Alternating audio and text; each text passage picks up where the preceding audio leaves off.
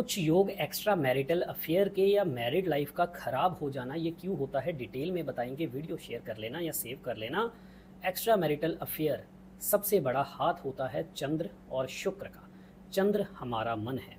जब कुंडली के अंदर चंद्रमा खराब हो, शनि राहु या केतु के साथ बैठ के खराब हो रहा हो, या लाल किताब की जो लॉ है उसके अनुसार खराब हो रहा हो, यानी कि बृहस्पति पहले घरों में केतु बाद के घरों में हो, उस वजह से चंद्रमा अगर पीड़ित हो तो एक्स्ट्रा मैरिटल अफेयर के चांसेस इसलिए बढ़ जाते हैं क्योंकि अपने मन के ऊपर काबू नहीं रहता। इंसान जल्दी स्ट्रेस में आता है, डिप्रेस होता है और जल्दी अपने आप को अकेला समझता है।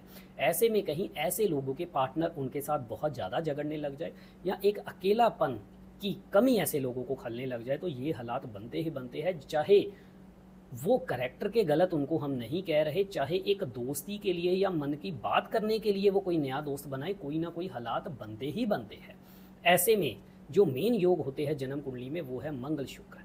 मंगल शुक्र को तो लाल किताब में पति पत्नी या बॉयफ्रेंड गर्लफ्रेंड ही बोला गया है। उसका कारण ये है कि मंगल शुक्र जब भी आपस में मिलते हैं, मंगल की महादशा आए, चंद्र या शुक्र की महादशा या अंतरदशा इनकी आए, तो उस समय के अंदर कहीं ना कहीं अपनी अट्रैक्शन बाहर होने लगती है या ऑपोजिट सेक्स या दूसरा पर्सन आपकी तरफ कहीं ना कहीं अट्रैक्ट होता है और दोस्ती होना या अफेयर होना इसकी संभावना बहुत हद तक बढ़ जाती है। ऐसे में अगर चंद्रमा भी खराबी पर है तो ये हालात बनते ही बनते हैं। और कहीं राहु की दृष्टि या शनि की खराब वाली दृष्टि, राहु या शनि की खराब वाली दृष्टि आ जाए तो ये हालात बनने पूरी तरह से संभव हो जाते हैं।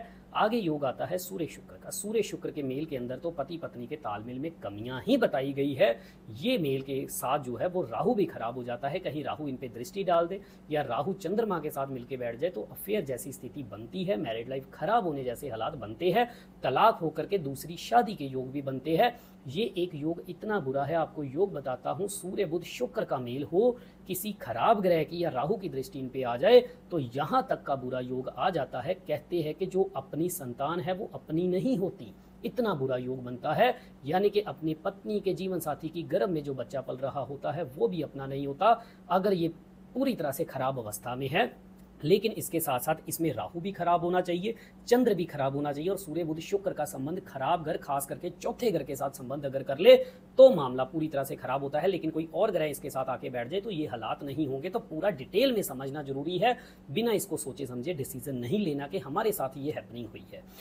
आगे राहु और शुक्र का मेल। राहु शुक्र के मेल के अंदर अगर तो राहु ठीक ठाक अवस्था में है तो हालात ज़्यादा खराब नहीं होंगे, इंसान अपने चीज़ों के ऊपर, मन के ऊपर काबू पाने वाला होगा। लेकिन अगर राहु भी खराब है, चंद्र भी खराब हो गया तो शुक्र की हालत इतनी खराब होगी और कहीं ये खराब घरों के साथ, 8वें घर के साथ या 12वें घर के साथ जाकर के मिल गया तो इंसान घूमना फिरना, पार्टीज करना या कई बार 8वें घर के साथ मिलकर गलत जगह संबंध बना करके इंसान अपनी इम्यूनिटी खराब कर लेता है और बीमारियां भी लगवा लेता है। जो एड्स जैसी इतनी बुरी बीमारी इस वाले सिचुएशन में बनती है वो इन्हीं खराब योगों के अंदर बनती है, जब ये 8वें घर के साथ मिल करके खराब योग बन रहा हो। गुरु शुक्र की बात करेंगे। ये योग एक ऐसा योग है जो इंसान को गुरु भी बनाता है, आशिक भी बनाता है।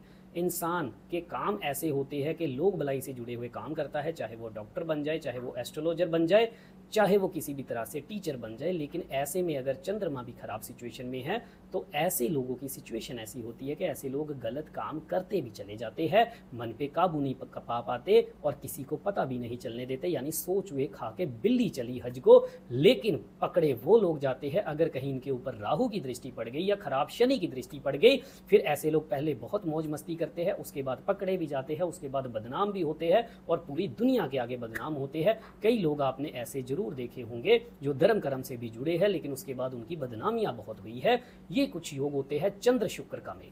चंद्र शुक्र के मेल वाले लोगों को तो बोला ही आत्मा से आशिक जाता है। चंद्रमा हमारा मन है, शुक्र हमें रोमांटिक भी बनाता है, हमें ऑपोजिट सेक्स की तरफ अट्रैक्ट भी करता है। तो ऐसे लोग दिल के अच्छे रोमांटिक तो होते हैं, लेकिन अगर राहु की दृष्टि पड़ जाए या खराब शनि की दृष्टि पड़ जाए तो चाल चलन ज़्यादा अच्छा नहीं रहता, ध्यान इधर उधर बहुत भटकता है ऐसे लोगों का। लेकिन ऐसे लोगों की मैरिड लाइफ भी ज़्यादातर खराब देखी गई है, घर गृहस्थी के सुखों में परेशानियां देखी गई है। तो ये कुछ योग हमने आपको बताए थे। ऐसी सिचुएशन में चंद्रमा को अच्छा रखना जरूरी हो जाता है। उसके लिए चांदी की डिब्बी में चावल भर के अपने पास जरूर रखने चाहिए।